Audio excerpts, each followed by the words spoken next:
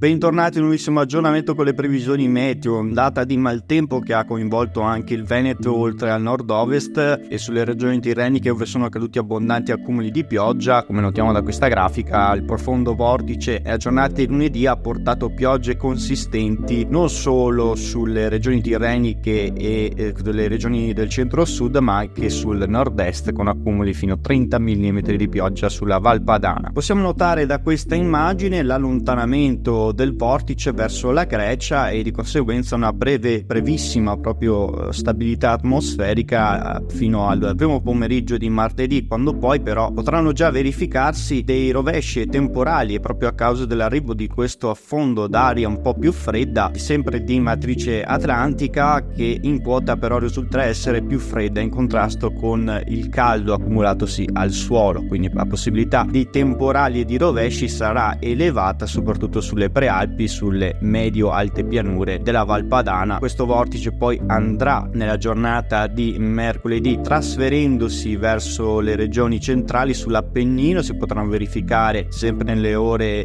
pomeridiane nella giornata di giovedì dei rovesci temporaleschi fino a raggiungere le regioni del Basso Tirreno e sul versante ionico, dove potranno verificarsi appunto veloci passaggi instabili. Questo vortice andrà dirigendosi verso la Grecia, ma notiamo confermata una breve rimonta anticiclonica, un anticiclone disposto come vedete sulla Scandinavia, che provocherà quindi la formazione come vedete di un profondo vortice sul Portogallo. Avevamo accennato nel video precedente quindi che potesse realizzarsi questa tendenza, ed è così. L'8 marzo come vedete regalerà questo affondo d'aria più fresca e umida atlantica sul Portogallo, mentre rimarrà il freddo artico continentale invece sull'Europa orientale, dove qui si formerà questo vortice di bassa pressione che riuscirà a mantenere le temperature un po' più fredde. Da noi invece arriverà un cedimento dell'anticiclone proprio a partire da sabato, quando vedete riusciranno nuovamente a presentarsi delle correnti molto umide di matrice atlantica, quindi ancora molta instabilità che arriverà fin sulla nostra regione e porterà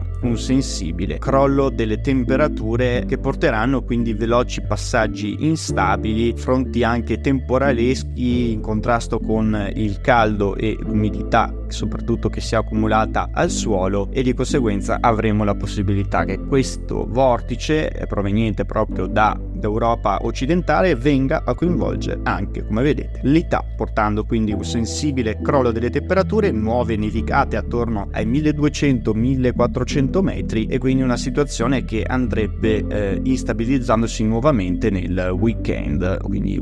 delle condizioni che tornerebbero nuovamente instabili, sempre con un anticiclone come vedete collocato sulla Scandinavia e nuove rimonte anticicloniche, questa volta sull'Europa occidentale e questa volta anche sull'Europa orientale. Continueranno ad insistere correnti di scirocco proprio per la formazione di questo vortice. Se infatti andiamo a vedere le precipitazioni, ecco la giornata tra la serata di venerdì avremo già degli spunti instabili al nord-ovest sulla Sardegna, e come vedete sabato formarsi un possibile QLCS, questo sistema temporalesco che andrà viaggiando poi verso nord-est, portando forti temporali come vedete sul Basso Tirreno, e poi raggiungere anche l'Alto Adriatico nella giornata di sabato. E un nuovo sistema insisterà invece come vedete nella giornata di domenica, proprio per lo sfondamento di questo profondo ciclone che raggiungerà valori di geopotenziale talmente bassi e riusciranno a inviare nuovi impulsi instabili, questa volta molto più intensi, con quantitativi di pioggia ancora consistenti, possibili ancora accumuli oltre 100 mm